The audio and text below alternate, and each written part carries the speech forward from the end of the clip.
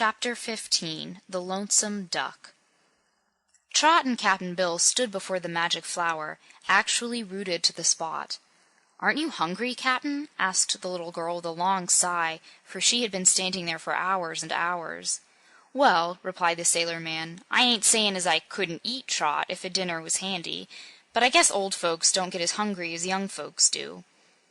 "I'm not sure about that, Cap'n Bill," she said thoughtfully.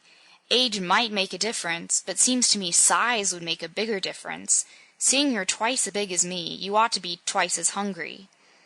"I hope I am," he rejoined, "for I can stand it a while longer. I do hope the Glass Cat will hurry, and I hope the Wizard won't waste time a-comin' to us." Trot sighed again and watched the wonderful magic flower, because there was nothing else to do. Just now a lovely group of pink peonies budded and bloomed, but soon they faded away and a mass of deep blue lilies took their place. Then some yellow chrysanthemums blossomed on the plant, and when they had opened all their petals and reached perfection, they gave way to a lot of white floral balls spotted with crimson, a flower Trot had never seen before. "But I get awful tired watchin' flowers and flowers and flowers," she said impatiently. "They're mighty pretty," observed Cap'n Bill. "I know, and if a person could come and look at the magic flower just when she felt like it would be a fine thing, but to have to stand and watch it, whether you want to or not, isn't so much fun. I wish, Cap'n Bill, the thing would grow fruit for a while, instead of flowers." Scarcely had she spoken when the white balls with crimson spots faded away and a lot of beautiful ripe peaches took their place. With a cry of mingled surprise and delight, Trot reached out and plucked a peach from the bush and began to eat it, finding it delicious. Cap'n Bill was somewhat dazed at the girl's wish being granted so quickly, so before he could pick a peach they had faded away and bananas took their place.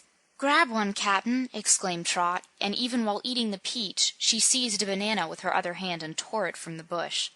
The old sailor was still bewildered. He put out a hand indeed, but he was too late, for now the bananas disappeared and lemons took their place. "Pshaw!" cried Trot. "You can't eat those things, but watch out, Cap'n, for something else."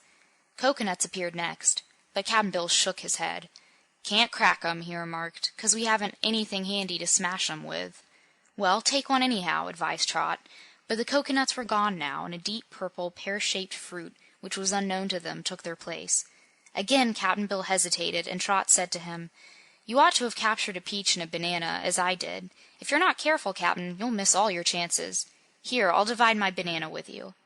Even as she spoke, the magic plant was covered with big red apples growing on every branch, and Cap'n Bill hesitated no longer. He grabbed with both hands and picked 2 apples, while Trot had only time to secure one before they were gone. "It's curious," remarked the sailor, munching his apple, "how these fruits keep good when you've picked 'em, but disappear into thin air if they're left on the bush." "The whole thing is curious," declared the girl, "and it couldn't exist in any country but this, where magic is so common. Those are limes. Don't pick 'em, for they'd pucker up your mouth, and ooh, here come plums!" And she tucked her apple in her apron pocket and captured 3 plums, each one almost as big as an egg, before they disappeared. Cap'n Bill got some too, but both were too hungry to fast any longer, so they began eating their apples and plums and let the magic bush bear all sorts of fruits, one after another. The Cap'n stopped once to pick a fine cantaloupe which he held under his arm, and Trot, having finished her plums, got a handful of cherries and an orange. But when almost every sort of fruit had appeared on the bush, the crop ceased and only flowers as before bloomed upon it. "I wonder why it changed back," mused Trot, who was not worried because she had enough fruit to satisfy her hunger. "Well, you only wished it would bear fruit for a while," said the sailor, "and it did. P'raps if you'd said forever, Trot, it would have always been fruit." "But why should my wish be obeyed?" asked the girl. "I'm not a fairy or a wizard or any kind of a magic maker." "I guess," replied Cap'n Bill, "that this little island is a magic island, and any folks on it can tell the bush what to produce, and it'll produce it." "Do you think I could wish for anything else, Cap'n, and get it?" she inquired anxiously. "What are you thinking of, Trot?" "I'm thinking of wishing that these roots on our feet would disappear and let us free." "Try it, Trot." So she tried it, and the wish had no effect whatever. "Try it yourself, Cap'n," she suggested. Then Cap'n Bill made the wish to be free, with no better result. "No," said he, "it's no use. The wishes only affect the magic plant, but I'm glad we can make it bear fruit, 'cause now we know we won't starve before the Wizard gets to us." "But I'm gettin' tired standing here so long," complained the girl. If I could only lift one foot and rest it, I'd feel better." "Same with me, Trot. I've noticed that if you've got to do a thing and can't help yourself, it gets to be a hardship mighty quick." "Folks that can raise their feet don't appreciate what a blessing it is," said Trot thoughtfully. "I never knew before what fun it is to raise one foot, and then another, any time you feel like it." "There's lots of things folks don't 'preciate," replied the sailor man. "If somethin' would most stop your breath, you'd think breathin' easy was the finest thing in life. When a person's well, he don't realize how jolly it is, but when he gets sick he 'members the time he was well and wishes that time would come back. Most folks forget to thank God for givin' 'em 2 good legs till they lose one of 'em, like I did. And then it's too late, 'cept to praise God for leavin' one." "Your wooden leg ain't so bad, Cap'n," she remarked, looking at it critically. "Anyhow, it don't take root on a magic island, like our meat legs do." "I ain't complainin'," said Cap'n Bill.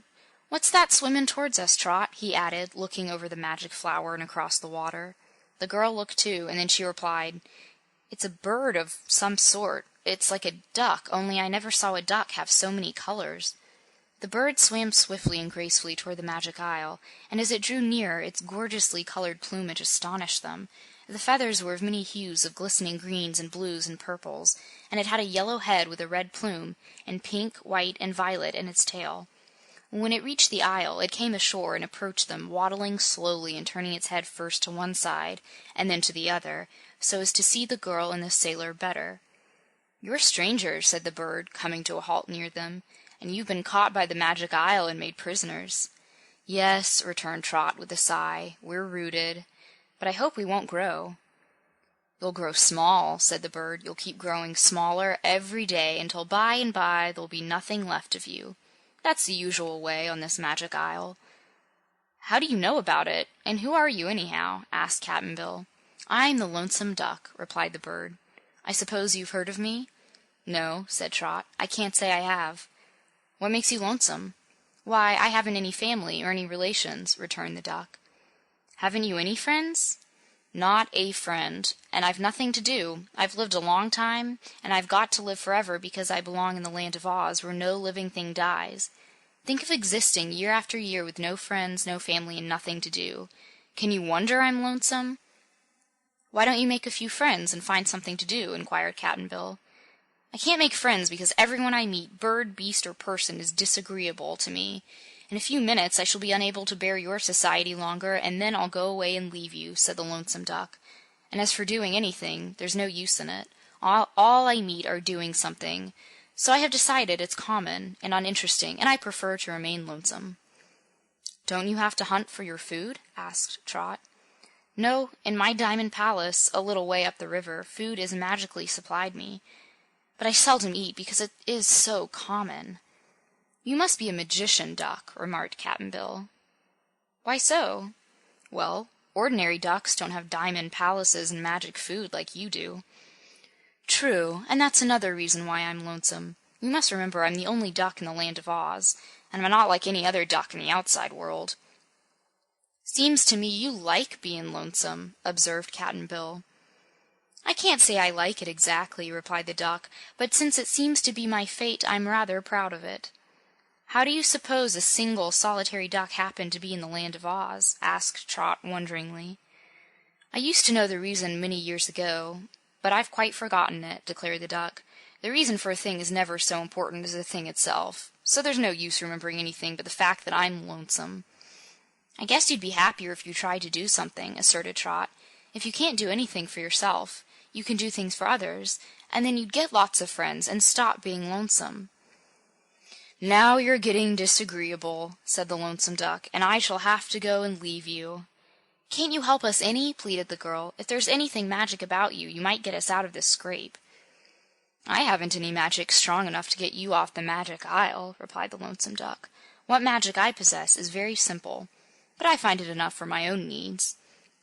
"If we could only sit down a while, we could stand it better," said Trot, "but we have nothing to sit on." "Then you'll have to stand it," said the Lonesome Duck. "Perhaps you've enough magic to give us a couple of stools?" suggested Cap'n Bill.